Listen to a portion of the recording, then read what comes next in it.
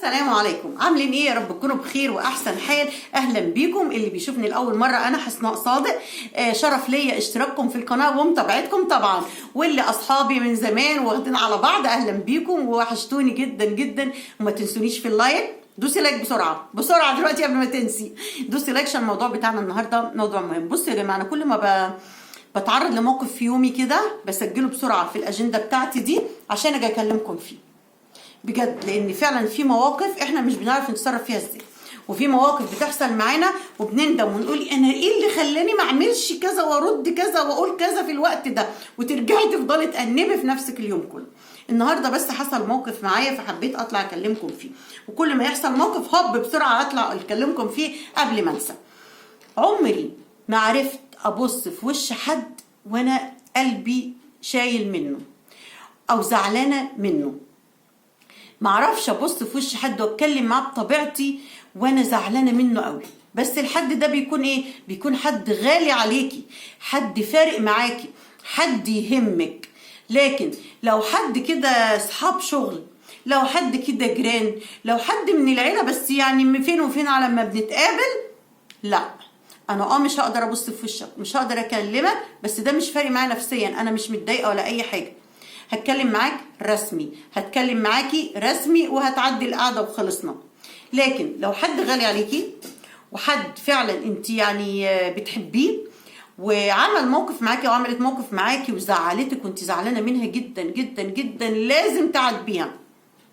انت لو بصيتي في وشها واتكلمتي تقولي ايه انا هنتكلم بقى وخلاص وكده ومصير الزعل هيروح وهنسى وخلاص، ما تعمليش كده، لان دي تراكمات تراكمات تراكمات بتيجي جواكي وبعد كده هتقلبك 180 درجه ونفسيا هتتعبي جدا جدا جدا. امال نعمل ايه؟ الصح ان انا زعلت من حد لازم اروح افتحه في الموضوع لو يخصني والشخص ده يهمني، الشخص ده يهمني، وعارفه انه بيجي بالتفاهم، وعارفه ان احنا لما نتعاتب من الموضوع مش هيكبر اكتر، ده الموضوع هيتحل وهنرجع حبايب زي الاول. طب واحده زعلتك وانت متضايقه منها، تيجي كده في ساعه روقان، تعالي يا فلانه على فكره انا زعلانه منك عشان انت عملتي الموقف كذا كذا وانا اتضايقت. ممكن تطلعي انت كنت فاهمه غلط، ممكن يطلع سوء تفاهم فعلا، ممكن تبرر لك هي بطريقتها تهديكي وتريحك، ممكن تكون هي قصده بس تعتذر لك والموضوع يخلص وانت ترتاحي نفسيا. هترتاحي لما تتعاتبي مع الانسان اللي انت زعلانه منه او من اللي انتوا زعلانين منه، هترتاحوا ونفسيتك هترتاح. لكن طول ما في عكننه وفي حد انت مخصماه وزعلانه منه، كل ما تشوفيه قلبك هيبقى وجعك ونفسيتك متضايقه وقاعده مكتئبه في القعده وما انتش مبسوطه اصلا، وقاعده كده وشك باين عليه الحزن والزعل. طول ما انتوا قاعدين في مكان واحد قاعدين بتمثلوا على بعض، انت بتمثلي ان انت كويسه وتمام وبتضحكي وخلاص، لكن انت جواكي زعلانه قوي واخده على خاطرك منهم قوي قوي قوي. طب ليه؟ لا انا افاتح في الموضوع واقول المشكله اللي انا زعلانه منها واتفاهم بالراحه ونحل المشكله اول باول، ما تحطيش تراكمات على بعض وتقولي خايفه افتحها في الموضوع. ده في ناس بتقول لك ايه، لا انا مش هقول احسن تزعل. شفتوا بقى الضعف؟ ليه كده؟ انا علمتكم كده؟ انا علمتكم كده؟ علمتكم ان شخصيتكم تبقى ضعيفه كده؟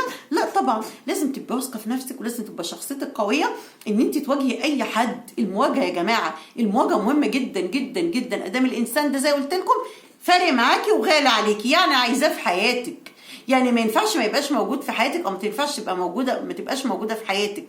يبقى لازم تتعاتبي وما ينفعش تسيبي تراكمات ورا بعض، تمام؟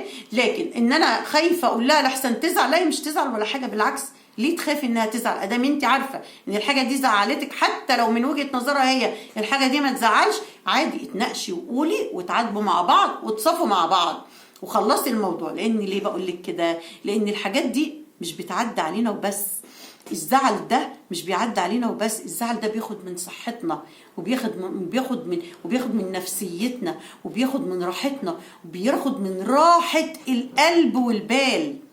في يعني شفتوا الدعوه اللي بتقولك يا ربنا يريح قلبك وبالك؟ هي الدعوه دي ان بالك وقلبك يبقوا مرتاحين. لكن لما بيبقى في غم ونكد من حد قريب منك، بتبقي طول ما انت قاعده ممكن تكوني مشغوله طول اليوم من الولاد والبيت والاكل والشرب وكده، لكن في لحظات كده هيعدي عليك الموقف وانت واقفه، لما تكوني قاعده لوحدك كده يعدي عليك الموقف وهتسرحي وهتزعلي، وده هيأثر عليكي نفسيا.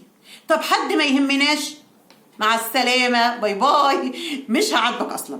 يعني انا حصل معايا موقف كتير جدا في جيراني، في العيله، في الشغل، طبعا بيحصل موقف الانسانه دي عملت الغلط ده، عاتبتها مره، اوحت وعملت ولا او مش انا وانت ايه وايوه انت عملت كده، واصرت على رايها، عديت وسكت.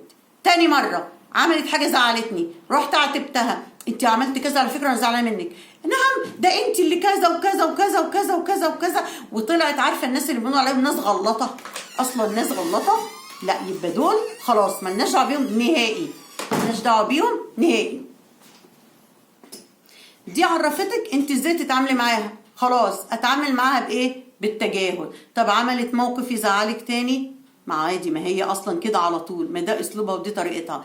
دي بقى نحاول نعمل ايه؟ نبعد عنها خالص، ما نتعاملش معاها اصلا خالص، ما نحاولش يبقى في احتكاك بيننا وبين بعض خالص، ويبقى من بعيد لبعيد. حتى هي هتلاحظ، واحسن خليها تلاحظ، خليها تلاحظ ان انت متغيره. ايه ده، ما عادتش بتكلمني زي زمان، ما عادتش بتقعد تضحك وتهزر معايا، ما عادتش كده بتناكف فيا.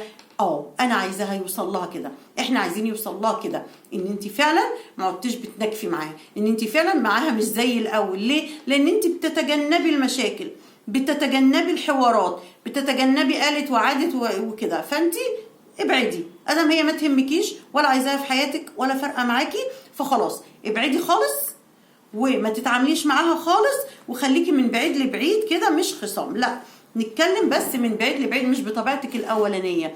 وهي هتلاحظ ان انت مش طبيعيه.